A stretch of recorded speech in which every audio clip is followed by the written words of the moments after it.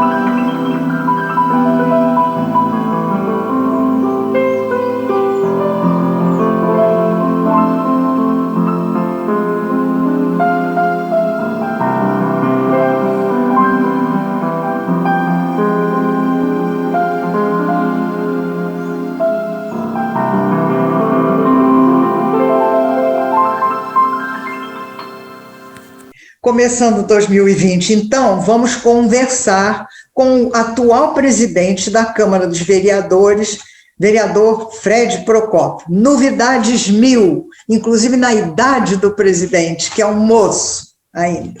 Então, gente, nós temos o prazer agora de conversar com o atual presidente da Câmara dos Vereadores, Fred Procópio, vereador, que foi, na legislatura passada, suplente de vereador, nessa se elegeu muito bem, com uma votação expressiva, foi eleito vice-presidente da Câmara e, sendo o presidente deslocado para exercer a função interina de prefeito da cidade, até a gente resolver esse imbróglio jurídico todo aí que caiu na nossa cabeça, o Fred vai assumir a presidência da Câmara de Vereadores. Que bom! Eu estou muito encantada, Fred, e posso dizer isso de boca cheia, porque o Fred foi meu companheiro de partido, eu trabalhei para ele na eleição, e eu gosto muito dele, e acho que ele tem um potencial enorme, e já demonstrou, e é isso que eu queria que ele começasse conversando, conseguindo mudar a postura dos nossos vereadores frente a uma atitude de trabalho que metia um recesso parlamentar aí no meio da atividade, mesmo com toda a crise de chuva, de intempérie na cidade. Neste momento, nós temos as chuvas, como sempre, todo janeiro é assim mesmo, e temos a pandemia. E o Fred já conseguiu mudar esse tipo de atitude. Ontem ele fez a primeira sessão na Câmara e eu quero que ele fale sobre tudo isso. Fala, Fred, o que você está pretendendo fazer com esses vereadores? Oi, Ana. Oi a todos os telespectadores. Um prazer estar aqui hoje falando com vocês.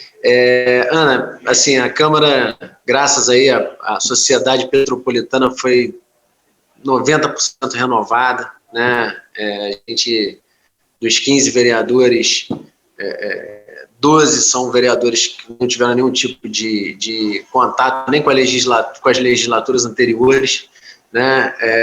5 foram suplentes na última legislatura, entraram e depois saíram, e agora voltaram como vereadores efetivamente. Então a Câmara está renovada, é uma Câmara jovem, dinâmica, de gente trabalhadora. A gente vê aqui pela composição dos gabinetes, das assessorias, o quanto que os vereadores estão preocupados com a parte técnica dos gabinetes, entendeu? O corpo jurídico, o contábil, como foi bem montado, isso a gente consegue perceber já uma diferença, né? Eu estive conversando isso com o RH hoje, e falando dos nomes que estavam trazendo para os gabinetes deles e tudo, fazendo aqui os atos de nomeação, e o RH mesmo falou, nossa, um time bom, né? Estão trazendo gente boa, né? Então, assim, a gente vê a diferença no comportamento. Exatamente. Ontem, aliás, na segunda-feira, vamos começar pelo recesso. Na segunda-feira, às 3 horas da tarde, a gente fez uma reunião de todos os vereadores, sentamos, discutimos uma série de coisas aqui na casa.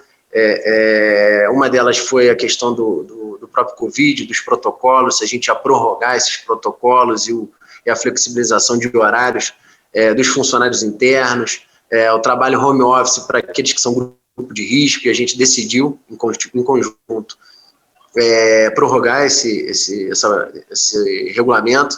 Então, até dia 31 de janeiro agora, ficam mantidos aí os critérios, né? Vai ser publicado entre hoje e amanhã. Nessa reunião, eu expressei para a Câmara toda aqui, para os vereadores, a preocupação da gente dar uma dinâmica diferente no trabalho da Câmara, né? A gente hoje tem um colega lá trabalhando como prefeito, mas ele é, de fato, presidente da Câmara, lá interinamente cumprindo uma missão árdua, que é pegar a cidade aí no momento de pandemia e no momento de uma crise econômica mundial, né? Muita gente quebrando, muita gente desempregada. Então, assim, vai ser uma tarefa muito dura para o Ingo, e o papel da Câmara foi completamente alterado, né? A gente vê que o vereador antes subia no plenário aqui da casa e fazia um discurso dizendo que esteve no hospital e que estava faltando alguma coisa. E agora a gente precisa fazer diferente. Esse mesmo vereador vai precisar ir até o hospital, verificar que faltou algum insumo, faltou algum tipo de protocolo, resolver isso na Secretaria de Saúde ou encaminhar uma solução para isso, e em seguida subir no plenário já com a solução dada. Não dá para ser aquela coisa, subir aqui para dizer que está errado, que o fulano não fez. Vazia não, né? Essa página a gente já virou, né? O governo passado já saiu, já foi empossado um novo governo, tem novos secretários, aliás, um time excelente, parabéns ao prefeito interino Ingo Ramos. E por que eu estou dizendo isso? Porque a Câmara, nessa reunião, de pronto entendeu. A gente decidiu acabar com o recesso, então o recesso das sessões já foi suspenso. A gente começou a trabalhar ontem no plenário, né? O trabalho interno da casa não parou, mas no plenário a gente começou a trabalhar ontem e de cara aprovamos 3 comissões que são fundamentais.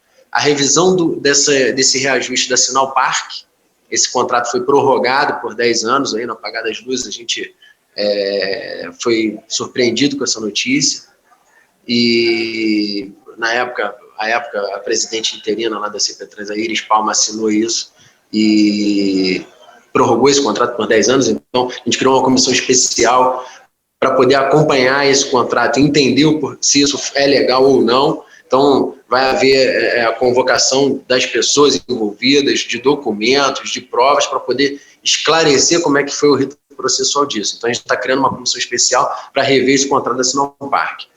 Criamos uma segunda comissão especial, que foi um compromisso meu de campanha até, que era a revisão do Código de Obras. A gente tem um Código de Obras de 1970, completamente desatualizado, que afronta normas da NBR, da BNT, em diversos pontos, atravanca a nossa cidade. Toda vez que alguém tem que legalizar a construção da sua casinha lá, entra naquelas filas malucas e num rol de documentos infindável, é um custo extremamente pesado para quem quer fazer a sua casa, e a gente vai pegar esse Código de Obras agora, vamos revisar ele de ponta a ponta, para permitir que quem quer construir a sua casa, legalizar o seu imóvel, faça isso com muito mais transparência, tranquilidade, celeridade, de forma menos onerosa, e, de outro lado, que quem quer empreender na cidade, fazer empreendimentos, construir.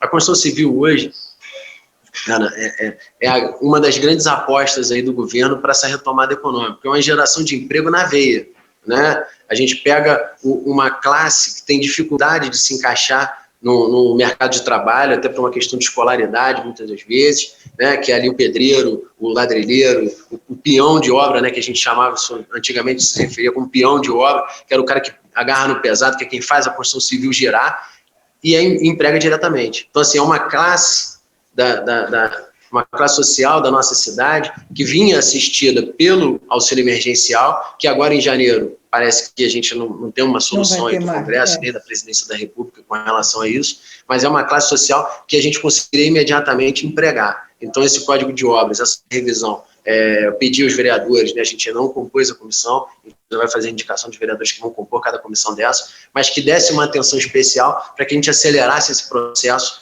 de revisão do Código de Obras. E a terceira comissão é uma comissão para a revisão do Código de Posturas, que foi um estudo já feito aqui na Câmara, na época que eu assumi como suplente.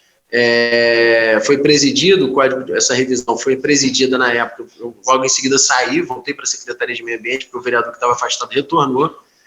Foi presidida pelo vereador Ingo Rames, que agora é nosso prefeito interino, pelo vereador Leandro Azevedo, que foi candidato a prefeito, né, o terceiro colocado nas eleições, performou muito bem na campanha, e pelo vereador Jamil Sabrá, ex-vereador Jamil Sabrá, que também foi candidato a prefeito pelo PSC, também performou muito bem na campanha. Então, assim, bons quadros, né? A gente tem aí um código de posturas elaborado por 3 prefeitáveis, vamos dizer assim, 2 que disputaram a eleição e um que acabou assumindo interinamente a prefeitura em virtude dessa eleição boa que a gente passou aí. Então, assim, a casa do primeiro dia de trabalho tem uma produção extremamente densa, e é essa dinâmica que a gente quer imprimir aqui na Câmara, né? Tem outras 3 comissões que a gente ainda vai discutir e vem um momento que a gente implementa elas, mas essas 3 já foram aprovadas ontem, semana que vem a gente já define quem serão os membros para que elas já comecem a produzir efeitos. Quer dizer que você vai ter quantas comissões atualmente na Câmara? Fora essas extraordinárias, as ordinárias, quantas? São 14 comissões. Que tratam os temas corriqueiros da cidade. Corriqueiros no bom sentido, né? Os temas cotidianos, vamos dizer assim. Então temos ali Constituição e Justiça, Finanças e Orçamento, Esporte e Lazer, Meio Ambiente, Defesa do Idoso, da Criança. Mulher. Agora estamos criando, apresentamos ontem também e aprovamos, na verdade fizemos a leitura. Amanhã a gente vota, hoje é quinta-feira, não? Hoje a gente vota, se tudo correr bem, a alteração na resolução da composição dessas comissões. Então, elas serão renomeadas, as nomenclaturas, a gente está fazendo um encaixe mais adequado, e dentro desses encaixes sobrou aqui, conseguimos abrir um espacinho para a criação da Comissão da Mulher. Né? Mas vai ser criada, não vai? Vai ser criada, se Deus quiser vai ser criada. Que coisa boa. A criação dessa comissão em si foi uma proposta conjunta lá do vereador Yuri Moura e da vereadora Gilda Beatriz. O vereador Yuri, logo que a gente começou a discutir a eleição para a presidência da Câmara, o vereador Yuri expressou essa preocupação com a nomenclatura e com a disposição dessas comissões. Então, assim, bem antes da gente assumir o mandato, o vereador Yuri já estava preocupado com isso, apresentou uma proposta, a gente terminou ali na reunião de vereadores, lemos para todos os vereadores, fizemos uma reunião na antessala, discutimos cada ponto disso, e, se Deus quiser, hoje vai para a votação em primeira discussão. Terça-feira que vem, tudo correndo bem, vai sendo aprovado, vai para a votação em segunda discussão. A partir daí já está criada a Comissão da Mulher e alteradas as demais comissões para que a gente possa, de fato, compor e começar a trabalhar em cima delas. E vocês, enquanto Câmara, estão fazendo com o prefeito interino um governo, vamos dizer assim, não digo de coalizão, mas de muito entrosamento e de muita, assim, vamos dizer, cada vereador com uma área de atuação mais específica dentro do governo interino ou não? Vocês deixaram o prefeito agir como ele quiser? Como é que foi isso? Essa negociação, vamos ver essa negociação. O que a gente decidiu fazer? Né? A preocupação da Câmara, de todos os vereadores, era não dar um cheque em branco, né? Então, assim, a gente especificou algumas questões que para todos eram preocupantes. Por exemplo, o Ingo, prefeito interino, agora prefeito em exercício, foi o autor do Ficha Limpa Municipal. O Ficha Limpa Municipal é de autoria dele. A primeira pergunta que ocorreu no primeiro escalão, no segundo escalão, como é que vai ser isso? Isso vai ser respeitado? E ele firmou esse compromisso. Então, a gente não discutiu, Ana, como é que eu vou dizer para você? A gente não discutiu no varejo, nome a nome, o que ele ia fazer. Nesses meandros a gente não entrou. A gente discutiu política pública. Então, por exemplo, a preocupação era, na assistência social, vai ter alguém identificado com a matéria, que conhece da matéria, o corpo vai ser identificado com a matéria, vai ser um cargo político, um penduricário. Né? E desde o início, o Ingo veio tranquilizando todo mundo, dizendo, não, a gente vai compor aqui com gente capaz de tocar. Então, vou te dar um exemplo assim, claro, na CPTrans. Nós pegamos o diretor operacional, que é o Luciano Moreira, um quadro técnico reconhecido. Vai entrar no programa junto com você, nesse programa de amanhã, porque nós estamos gravando na quinta-feira. Amanhã o Luciano vai entrar também. Maravilha. Então já deixo um abraço para ele aqui e fico muito feliz pela escolha do nome dele. O Luciano precisou ser convencido da missão, porque não é um cara que quer um cargo político, não é um cara que queria ser presidente da CPTrans. É um cara que a gente entendia que era o melhor nome para a CPTrans. E assumiu, vai fazer um excelente trabalho, é um cara competente. No meio ambiente, o Edmardo, que foi superintendente do INEA aqui na região serrana, conhecedor da matéria. A preocupação era o corpo técnico, que é um corpo técnico que funcionou muito bem, o corpo técnico está lá, está mantido. Discutimos outros nomes. Desenvolvimento econômico, foi assim, unânime entre os vereadores que o Marcelo Soares precisava continuar e entregar aquilo que ele começou a fazer. Então, está mantido o Marcelo Soares. E assim, a gente foi discutindo caso a caso. Né? Falamos do nome da atual secretária Márcia Palma, na educação. Uma mulher do quadro, uma técnica, conhece a rede, extremamente competente, uma pessoa honesta, correta, trabalhadora, que a gente fez questão... Ótima aquisição e devia mesmo continuar. Sim, exatamente. O Dalmir no planejamento, é um outro nome incrível, né? É um rapaz oriundo da iniciativa privada, né? Veio do Sistema S, lá do Senai, e incorporou muito bem o que a administração pública precisava. Então não tinha por que se alterar. Agora, os cargos políticos em si, a Câmara se preocupou muito com a composição para que a gente desse uma estética diferente ao governo. Né, desse uma demonstração de mais tecnicidade para os cargos que vão ser ocupados. Né? Então, em cada posição, eu acho que o prefeito Ingo Rames acertou bem, vem apontando nomes assim, bastante consistentes. Chegamos a conversar com o Marcelo Schaefer, da OAB, para ver se ele teria disponibilidade de compor esse governo interino para ajudar a gente a se aproximar da sociedade. Por ser um governo, vamos dizer assim, não de coalizão, mas um governo parlamentarista, né? E um governo interino. Gostei. Um parlamentarismo, né? Inauguramos um parlamentarismo aí na nossa cidade. Um governo interino, a nossa preocupação era aproximar as instituições da sociedade civil desse governo. Então, o Marcelo Schaefer, né, conversamos com ele, tivemos uma excelente conversa com ele, se colocou à disposição para ajudar em tudo que for possível através da OAB, mas que não era incompatível com o cargo de presidente da OAB e pelas demandas dele de escritório e tudo, assumir essa missão agora.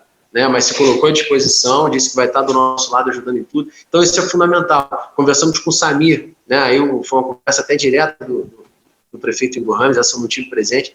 Conversamos com o Samir, mas na hora que ele falou, penso em chamar o Samir para o turismo, todos os vereadores falaram assim, é o melhor nome. Nesse momento, é o melhor nome.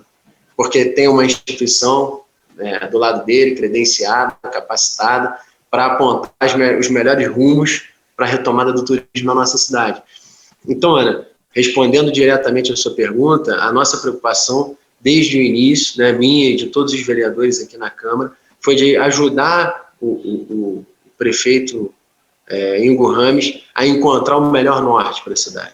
Né? A gente vai viver momentos muito difíceis, né? Como já já vimos vivendo isso aí desde o início da pandemia, mas agora a gente tem outras preocupações ainda, que é logística de vacinação, né? Quando é que essa vacina, enfim, vai chegar aqui no Brasil, né? Quando é que a Anvisa vai se posicionar e autorizar, o governo vai comprar. Então, tudo isso está nas nossas mãos para a gente decidir e trabalhar nessa direção, né? Então, eu quero aproveitar aqui o espaço para tranquilizar aí a sociedade petropolitana. A gente está antenado a tudo que está acontecendo, né? Todo dia a gente aqui se reúne, bate um papo, aponta uma coisa que está fora do lugar e reúne esforços para trazer essa coisa para o eixo de volta.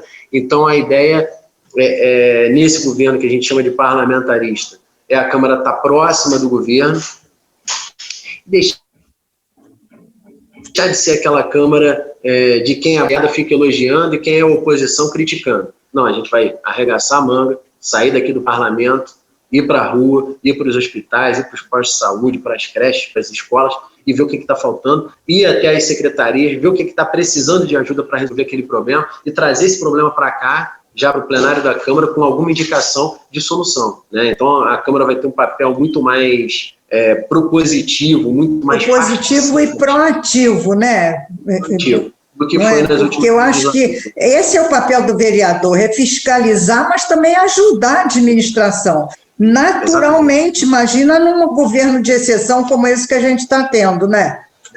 Verdade. Aí é fundamental, né? Verdade. E vocês já estão pensando, presidente, alguma coisa para essa vinda do governador aqui? Olha, a gente recebeu ontem aqui, Ana, na primeira sessão, o secretário de Trabalho do Estado, juntamente com o presidente do Partido Republicano, que é o partido dele, né, o presidente municipal, Matheus Quintal, e, assim, eu tô feliz de ver o empenho do governo estadual em ajudar a cidade, né? Ontem foi o terceiro dia útil do ano, né, a primeira sessão legislativa da Câmara, e o secretário já veio aqui para anunciar a Casa do Trabalhador, que vai ficar ali no antigo, no transbordo de ônibus do centro, na antiga rodoviária do centro, com cursos, com qualificação, estão tentando trazer o Cine junto com essa Casa do Trabalhador, para poder já direcionar para o emprego, para as vagas de emprego. Vão fazer uma grande conversa com cada segmento para poder entender o que o segmento vai gerar de emprego, qual a estimativa de emprego que esse segmento vai gerar e qual a qualificação que o trabalhador precisa ter para poder se encaixar nessas vagas que vão surgir primeiro. Então, eu estou muito feliz com isso. É um movimento muito importante, essa aproximação do governo do Estado, né, com o governador Cláudio Castro, excelente, aliás, um excelente, um cara trabalhador, preocupado, já esteve na cidade algumas vezes, inclusive nesse período de transição, do segundo turno até a posse dos vereadores, já esteve aqui na cidade, já expressou a preocupação dele com algumas questões, e ele volta agora, na semana que vem, em respeito e luto aos 10 anos daquela tragédia do Vale do Cuiabá, né? Então, um gesto simbólico, importante. A gente tem aí o Minha Casa Minha Vida, que até é meu vizinho lá no Carangola, lá no Vicente Rivete, eu sou de lá do Vicente Rivete. A gente tem lá quase 800 habitações, que a grande parte delas foram para essas pessoas que foram afetadas pelas chuvas. Então, o governador vem num momento de memória da cidade, de dor, mas vem com uma missão de diálogo e de construção do nosso futuro, né? Como é que o governo do Estado vai ajudar Petrópolis a superar tudo isso que está acontecendo aí? Então, a gente vai preparar algumas agendas para ele aqui. Ele já apontou algumas coisas que ele gostaria de fazer. O nosso cerimonial da prefeitura está se adequando a isso. E tem outras que a gente quer levar, né, que são as pautas aí de retomada econômica, o próprio polo industrial da posse é uma coisa que a gente precisa tirar do papel. O Marcelo Soares está muito empenhado nisso, mas o governo do Estado tem um papel importante nessa discussão. Então, você pode ser um grande facilitador. Então, a gente vai precisar da ajuda deles para isso tudo, né? Eu estou preocupado, o vereador Ronaldo Ramos ontem expressou isso no plenário, o vereador Júnior Paixão, lá, secretário, a mesma coisa. As estradas vicinais estão sofrendo com toda essa chuva que está aí, então ver se o governo do Estado consegue ajudar a gente nisso. Então, tem uma série de coisas que não está na pauta do governador, a gente, por força da necessidade, vai acabar incluindo, né? Vamos torcer para que ele consiga abraçar todas elas e nos ajudar a solucionar isso o quanto antes. Então, eu vou te pedir para você deixar um recado ou uma despedida, ou falar alguma coisa enquanto presidente do nosso órgão legislativo, que no momento está fazendo esse trabalho que eu acredito que vai ser muito profícuo por ser parlamentarista. Adorei você falar isso, adorei. Mas é isso mesmo que vai fazer essa cidade andar, eu acho, nesse momento, né, Fred?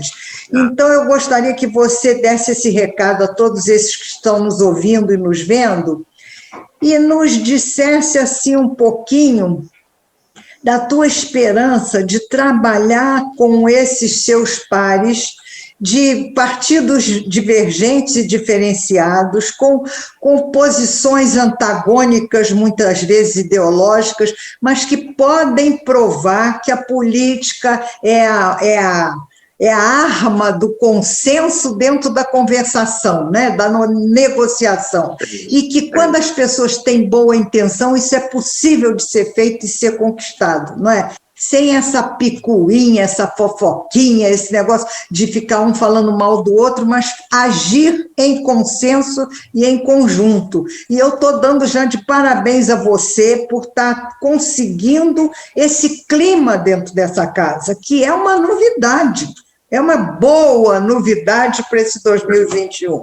Então, eu queria te agradecer muito essa entrevista, desejar a você e aos outros 14 vereadores todo o sucesso do mundo aí nessa missão espinhosa e de deixar o microfone aberto para você se despedir, pedindo que você volte sempre que a gente pedir, para você esclarecer as coisas que precisam ser esclarecidas, tá bom? E te desejando de todo o coração um mandato muito profícuo, tá bom? Amém, que assim seja.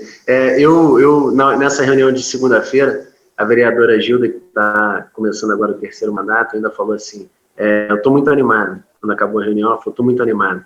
Eu estou vendo condições agora da gente, de fato, fazer o que a cidade precisa que a gente faça. Né? Então, a legislatura começou muito bem. Foi palavras dela que eu reproduzo aqui para vocês. Então, a minha mensagem, Ana, é de que eu acredito muito, né, firmemente, de que a Câmara tem plenas condições de ajudar o Executivo, de ajudar as coisas a serem consertadas, muito mais do que ficar subindo no plenário e discursando o discurso da desgraça.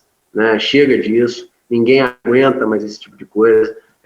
Aquela toma do quanto pior, melhor, graças a Deus, não está presente no plenário da Câmara. Então, a gente tem ali uma pluralidade de partidos, de ideologias e de posições que refletem muito o que a gente está vivendo lá fora. Né? Quando você entra na rede social, você vê uma pessoa da esquerda discutindo com um camarada da direita, que está discutindo com outro cara que está falando lá de um grande empreendimento, de uma obra estrutural, e aí o ambientalista está dizendo que essa obra estrutural precisa observar determinados critérios. Então, a gente tem tudo isso hoje aqui no plenário da Câmara. Então, primeiro, parabenizar a sociedade pela participação na eleição, por ter elegido aí representantes tão identificados com determinadas pautas, né?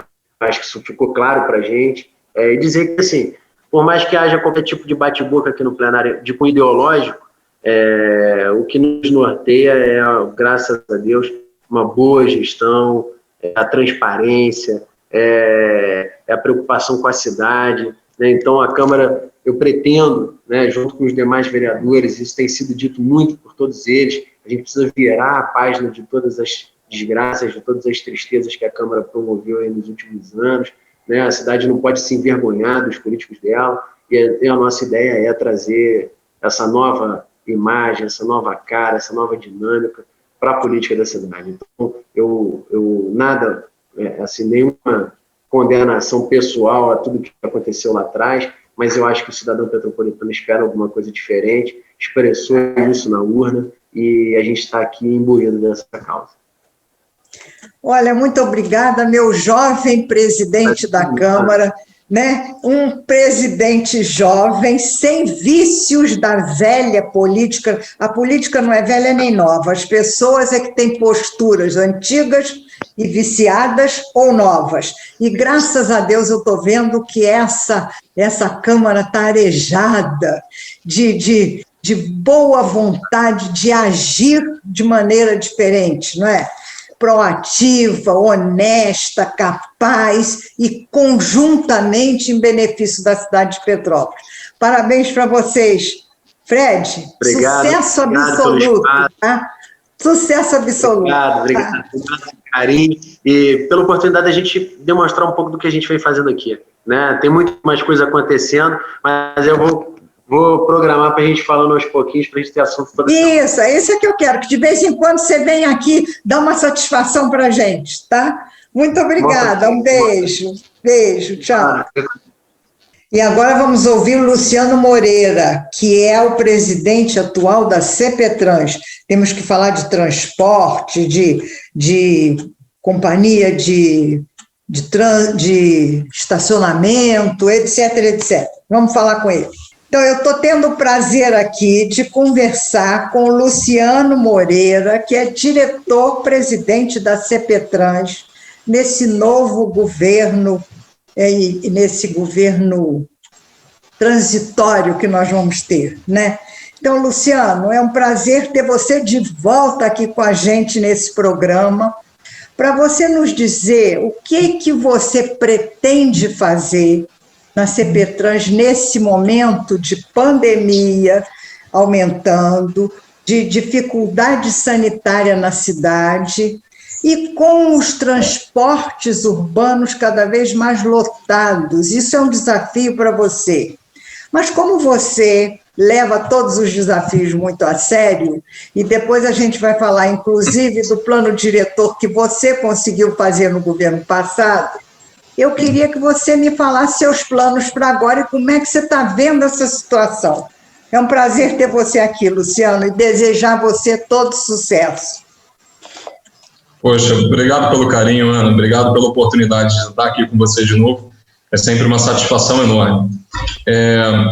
Pois bem, né? É um governo de transição. A gente, nesse momento, entende que é um momento frágil para a cidade, a gente não pode ser radical ou ainda assim agressivo demais nas nossas propostas. Afinal de contas, a nossa obrigação nesse momento é garantir que a cidade continue funcionando o melhor possível até que toda essa situação se resolva, né? Eu acho que isso é bem óbvio, tem que ser encarado dessa forma, e até por isso acredito que o Ingo tenha me escolhido para estar aqui, porque são pessoas que boa parte da equipe dele já conhecem bem a máquina e vão saber lidar com tranquilidade com esse processo.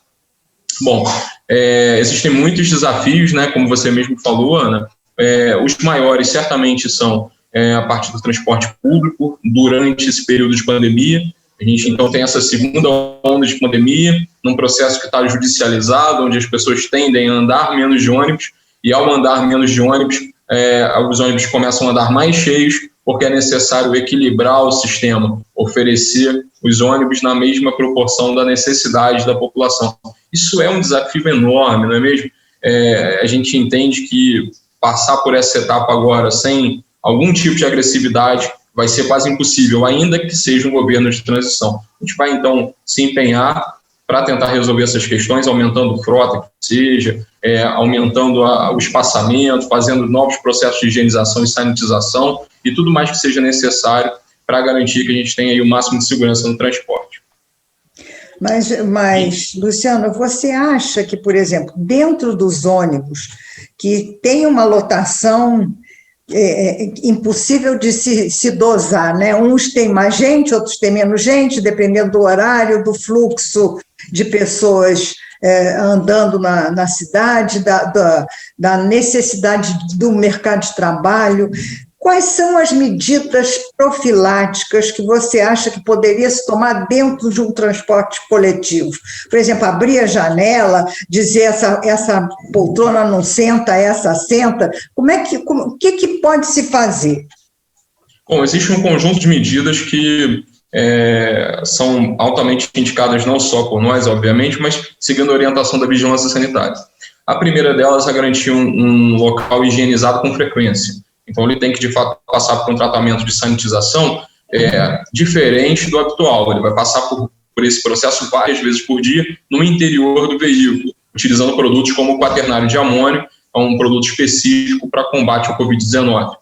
Além desse processo, é importante sempre contar também com o apoio da população, em 2 momentos específicos. O primeiro é estar utilizando a máscara, respeitando o distanciamento, isso é fundamental. E o segundo momento é aquele que eu considero o mais difícil. É aquele momento em que você vê o seu ônibus, depois que você tem um dia cansativo de trabalho, ele está passando por você, mas está na lotação e você não pode entrar. É muito difícil ter essa paciência, esse desprendimento com o próprio tempo, né? Mas é o que a gente precisa fazer nesse momento.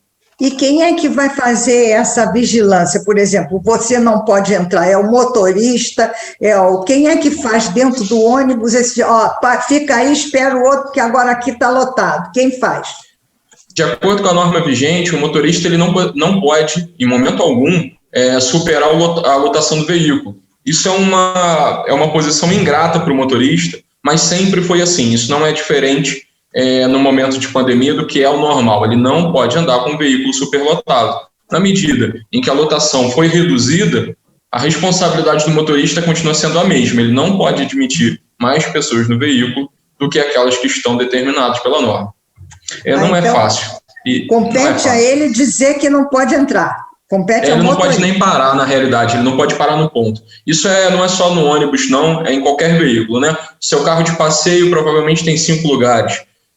Você não pode andar com 6 pessoas lá dentro. Isso é uma infração ao Código de Trânsito. A mesma situação para o transporte público. Dependendo do modelo, pode chegar a uma lotação de até 70 passageiros. Mas, nesse momento, a lotação é inferior. E, justamente por isso, a gente continua tendo, infelizmente, o motorista como responsável. A gente espera que... Diga, por favor. Luciano, então você espera da população essa compreensão de que tem que esperar um outro veículo, se aquele estiver lotado, com paciência, entendendo que esse momento é dificílimo para todo mundo e que a gente tem que se ater às necessidades sanitárias do momento, não é isso? Não espero que as pessoas tenham essa paciência. A verdade é essa. O que eu espero é que algumas destas pessoas compreendam que é menos arriscado você entrar num veículo cheio dessa forma do que você forçar a barra para chegar mais cedo ou até na hora com os atrasos normais na sua casa, mas acabar pegando essa doença que ninguém quer ver aí no futuro. Então, o que de fato eu espero é que algumas pessoas tenham essa sabedoria, essa consciência, mas eu entendo perfeitamente quando alguém demonstra sua insatisfação no sistema atual. Não está fácil e é muito difícil a gente manter a serenidade nesse momento. Luciano, eu estou lembrando aqui que a Iris Palma, que ficou naquele finzinho do governo do Bernardo na CPTrans, ela assinou aquela, como é que eu vou te dizer, autorização para perpetuação por mais não sei quantos anos desse negócio, desse estacionamento. Você podia explicar um pouquinho essa história? Porque fica na cabeça das pessoas que aquilo foi muito rápido no fim do governo, de qualquer maneira. Então, eu queria que você explicasse com detalhes como é que é esse processo aí, não é? Claro, sem problema algum. Eu não estava aqui naquele momento, eu já tinha sido desligado por outros motivos aqui da companhia. O que acontece quando a gente tem qualquer tipo de contrato desse gênero é que, uma vez ele atendendo, seja a cláusula de equilíbrio econômico, seja a cláusulas previstas em contrato que deem a possibilidade de prorrogação de prazo, ele pode ser executado. De fato, ele foi executado no final do mandato, o que gera essa sensação de que pode haver alguma coisa errada. Eu, particularmente, não acompanhei tão de perto esse processo. O que a gente vai fazer é o que se espera de qualquer bom gestor. A gente vai olhar o processo, garantir segurança jurídica se estiver tudo ok, e com muita calma, com muita tranquilidade, se debruçar sobre essas questões e aí sim trazer alguma informação mais precisa sobre qual é a nossa área de atuação. Eu espero que você entenda, Ana, que para se viver num Estado democrático de direito, há que se respeitar toda a decisão dos gestores anteriores e não seria de espantar que a gente chegasse aqui com agressividade, né, dando clamor ao público nesse sentido de cancelar qualquer atitude anterior. Mas se assim o fosse, a gente já teria feito isso antes, né? E não é assim que as coisas funcionam. Uma vez que existe um contrato firmado com o poder público, esse contrato também precisa ser avaliado e aí sim saber se ele será cumprido. Se tiver qualquer tipo de irregularidade, a gente vai sim decretar nulidade, mas primeiro, com bastante prudência, com bastante calma, observar esse cenário e aí sim poder dar uma declaração tão até agressiva como essa, né? Não é assim que a gente chega. Então, quer dizer, o que as pessoas precisam nesse momento é esperar uma atitude do poder público em relação a todas essas questões, esperar, né? E não sair falando coisas que podem ser verdadeiras e podem não ser verdadeiras, né? Deixar o poder público, então, agir com a tranquilidade e com a competência necessária para resolver todas essas questões, né, Luciano? A gente não vai jogar para a plateia, usando um vocabulário mais popular, a gente não vai jogar para a plateia. A gente vai fazer o que deve ser feito, da forma que a gente acredita que precisa ser feito, com tranquilidade, com serenidade, mas sempre sim com bastante transparência. A gente acompanhou aqui as declarações da Câmara de Vereadores ontem, a gente entende a pressão popular, mas, muito sinceramente, eu vou continuar com a postura que eu já tinha antes, que vamos trabalhar com prudência. Isso tem que ser uma palavra fundamental para aquele que está exercendo um mandato no cargo público. Você é muito melhor do que eu, sabe disso, né, Ana? A gente não pode chegar aqui, sentar e agir com agressividade, com displicência, como se a nossa vontade fosse rainha. Não é. A gente tem que respeitar muito mais do que isso, né? Luciano, mas para a gente terminar só, eu antes queria te perguntar o seguinte: o plano diretor, do qual você foi assim, o mentor e executor de todo aquele plano diretor que há anos se falava em fazer e ninguém conseguia fazer na cidade, você vai conseguir agora colocar em prática aquilo que você se propôs, que você trabalhou com tanto afinco. Eu acompanhei a qualidade do teu trabalho e acho que todo mundo devia conhecer esse plano diretor. Não sei se você vai ter tempo nesse governo transitório para colocar isso bem à mostra, mas eu queria saber se você está pensando em colocar alguma daquelas coisas que você se propõe ali nesse momento agora. Olha, Ana, não tem nada que me deixe mais satisfeito do que falar desse plano. Eu acho que é um trabalho muito legal que deixou muitos petropolitanos bastante orgulhosos de verem que a gente tem um dos melhores planos do país. Isso, para mim, é de um carinho imenso, né, de você realmente se doar e saber que servidor é isso, acima de tudo, servir. E se eu estou aqui é para continuar, lógico, respeitando isso, como eu te falei anteriormente. Às vezes não parece ter ligação, mas tem exatamente tudo a ver com a questão do contrato da Sinopar. Prudência, comprometimento, transparência. Se a gente tem um plano, esse plano deve ser cumprido mesmo entre governos, e eu fico super satisfeito de estar aqui e ter essa possibilidade de pegar as ações do plano de mobilidade, já tendo planejado, e também agora estar executando esse plano. É algo que foi construído pela sociedade. Você fala que eu fui o mentor? Não, eu fui só o que tinha orelha grande. Sim, eu acompanhei. Eu tinha orelha grande e sabia ouvir pessoas como você, pessoas da sociedade civil, e era isso que é importante, ouvir bem e colocar aquilo no papel para agora ser cumprido. Luciano, deixa um recado em despedida dessa nossa breve entrevista, mas outras vezes você voltará com certeza, para todos aqueles que estão nos vendo e nos ouvindo nessa primeira sexta-feira de 2021. O que você gostaria de dizer para os petropolitanos enquanto presidente da CPTrans? Gente, 2021, sinceramente, tem que ser um ano melhor que 2020, né?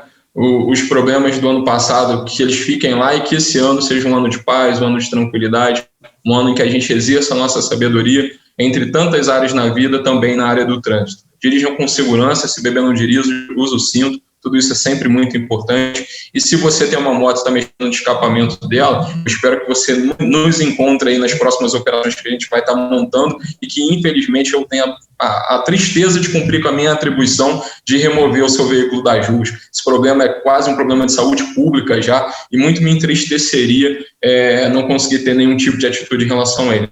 Então, se você é uma dessas pessoas, vamos repensar isso aí, vamos agir de maneira mais consciente. Eu fico pensando, Ana, só para fechar, esse é um assunto muito polêmico, que tem chegado muita solicitação aqui para a gente.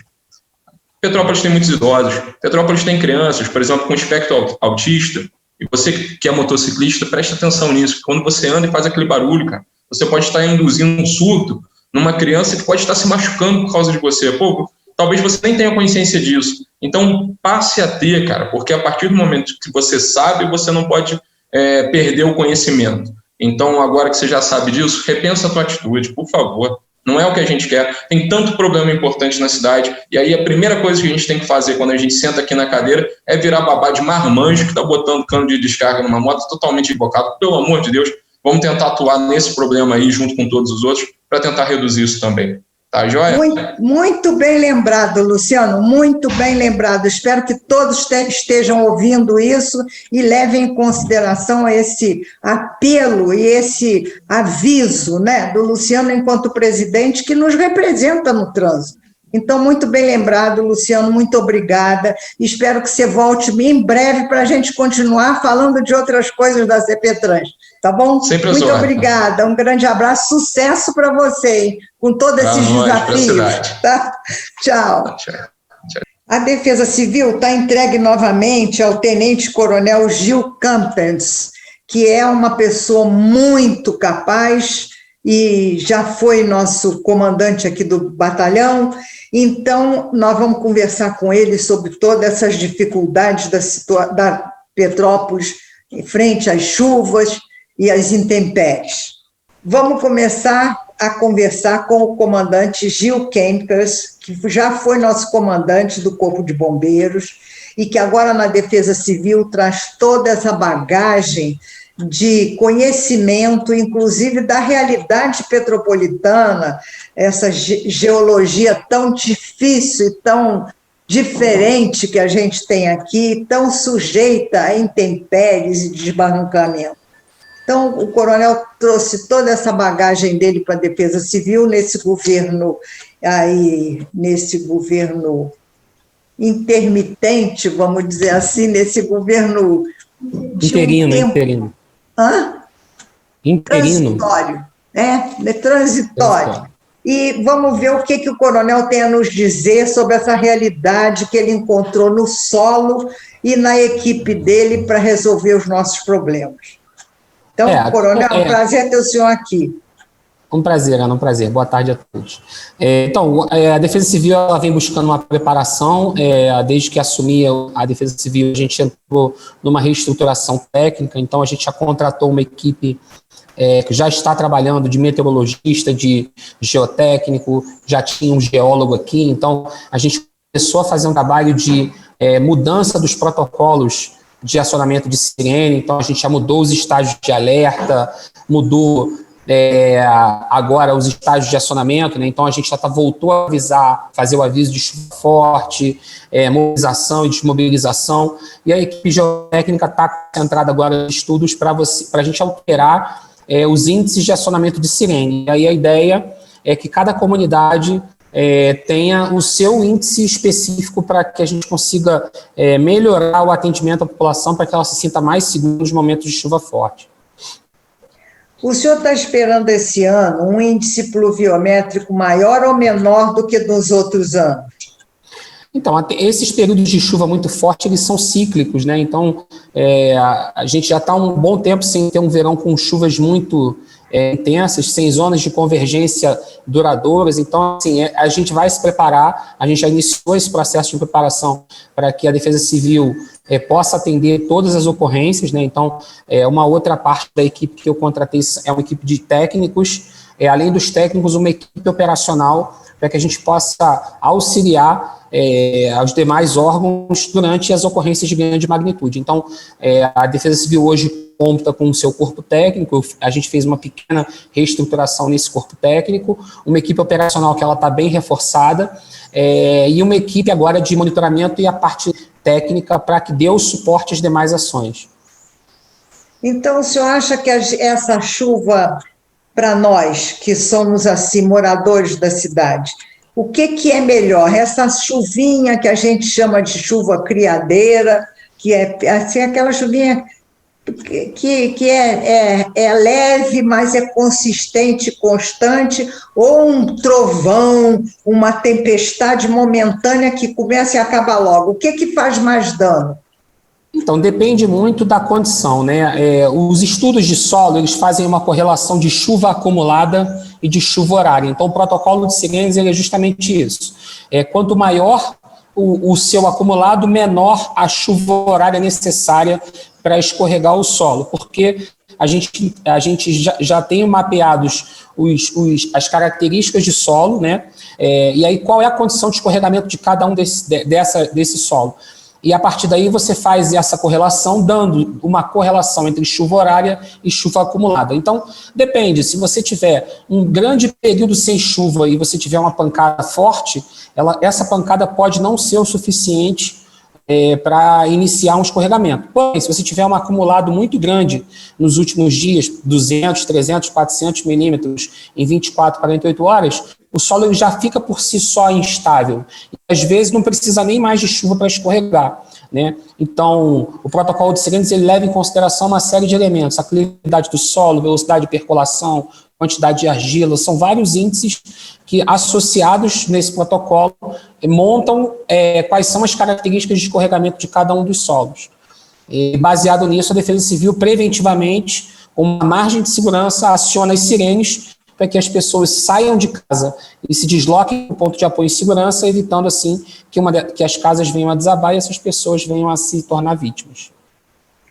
Então, comandante, dando ao senhor as boas-vindas, eu desejo abrir o microfone aqui e as câmeras para o senhor fazer um conhecimento, ou uma despedida, ou uma palavra com todos aqueles que nos estão vendo e nos estão ouvindo, para que todos se unam. Eu sei que o senhor está chamando a todos para estarem juntos com o senhor nessa hora. Eu vi que o senhor fez isso com a imprensa, com todos os comunicadores. Então, eu queria deixar esse microfone à sua disposição nesse momento para ratificar mais isso, dizendo para vocês que onde eu falei governo intermitente, eu queria dizer governo transitório, só dando esse esclarecimento, porque senão fica uma coisa muito desagradável.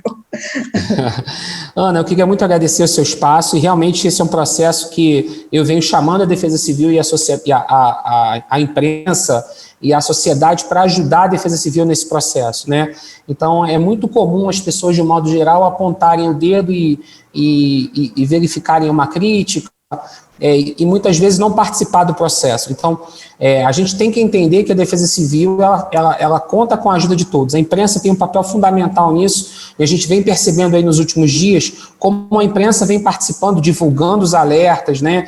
A gente hoje teve uma grande vitória, o sistema de SMS de emergência passou a ser gerenciado pela Defesa Civil do município aqui em Petrópolis. Então, tanto o sistema de SMS quanto o sistema de busca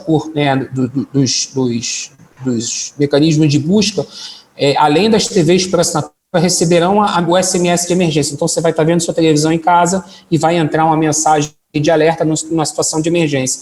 E isso passou a ser gerenciado pela Defesa Civil Municipal de Petrópolis aqui na nossa região. Então, a gente vem buscando alternativas para melhorar a acessibilidade e a comunicação com a população. A gente pede para as pessoas que estão em área de risco que atendam às orientações da Defesa Civil. A gente já tem uma equipe técnica de plantão acompanhando, monitorando para que as pessoas se sintam seguras. Então, assim, essa é uma forma de mostrar a preocupação. A minha equipe hoje pensa nisso o tempo todo. Então, hoje, ao longo do dia, de manhã cedo, a meteorologia já emitiu o boletim, já fez a previsão de quando iniciaria a chuva, já começou a emissão de alertas para que a população se sinta segura e numa condição de emergência ela tenha com quem contar. Então, tenho certeza de que eu estou me esforçando para que a população tenha esse feedback, e eu e toda a minha equipe, a gente vai estar aqui sempre que for necessário. Muito bem, comandante, muito obrigada pelas suas palavras, e eu quero dizer para o senhor que nós estamos sempre à disposição aqui, abertos, para também somar com o senhor nesses alertas todos, e o que o senhor precisar do programa para chamar atenção, para dar um aviso, estamos sempre às ordens, tá? Tá bom. Muito obrigada pela sua atenção. Tá, e seja bem-vindo, seja bem-vindo. Para nós foi assim um sossego e um conforto tê-lo aqui outra vez. Obrigado, tá? Obrigado, hein? Então, minha gente, terminando o nosso programa de hoje, com muito prazer de estarmos juntos de novo, vamos ver se Deus nos dá a ventura de nossas esperanças serem realizadas. Que venha essa vacina o mais rápido possível, que a gente consiga contornar essa questão endêmica e sanitária, que a gente consiga ter saúde para todos os petropolitanos, e é claro, todos os brasileiros, e é claro, todas as pessoas desse planeta, para que a gente consiga retomar a nossa vida normal, cotidiana, no trabalho, no entrosamento com os outros, podendo nos abraçar, estarmos próximos, nos visitarmos, nos encontrarmos, fazer tudo aquilo que o calor humano da presença é tão importante na vida da gente. Muito obrigada, até a próxima sexta-feira.